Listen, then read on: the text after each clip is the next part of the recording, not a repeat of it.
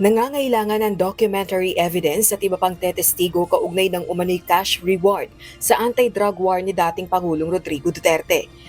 Ito ang sagot ni House Quadruple Committee o Quadcom Overall Chairperson Representative Robert Ace Barbers nang tanungin kung may nakikita na bang link ang four House panels sa pagitan ng dating Pangulo at sa umano'y pabuyang ipinagkakaloob sa mga pulis sa anti-drug operations kabilang na ang pagpatay sa mga drug suspect. Kapwa binanggit ni na retired Police Colonel at dating PCSO General Manager Royina Garma at Police Lieutenant Colonel Jovi Espinido ang umano'y reward system. Kasi nga, nabanggit lang naman in passing, wala pa naman nagko-corroborate doon sa puntong yon, no? Siguro hintayin natin muna kung meron pa bang ibang corroboration o iba pang documentary evidence na maaaring lumabas, no? Na magpapatunay na meron talagang kinalaman. Sa ngayon, Itinanggi naman ni dating Pangulong Duterte ang aligasyon ng reward sa anti-drug war sa panayam nito sa SMNI.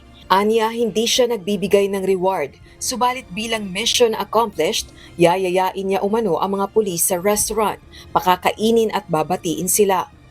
Sa susunod na linggo, inaasahang maglalabas na ng partial committee report ang Quadcom upang maumpisahan na rin ng Department of Justice at iba pang kinauukulang ahensya ng pamahalaan ang gagawing preliminary investigation sa mga nabunyag na extrajudicial killings o EJKs sa anti-drug war.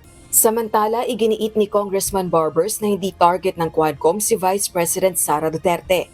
Tugon ito ng mambabatas matapos ipahayag ni VP Duterte na binabalak ding isangkot siya sa pagdinig ng Quadcom.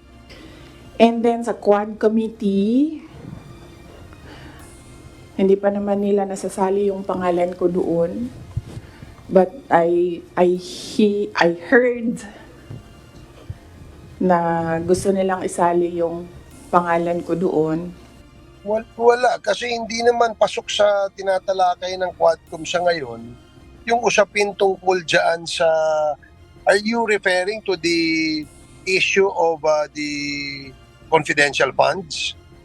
Kasi kung yan, hindi yan pasok sa sa mga subject matter na tinatalakay na itong apat na committee ito.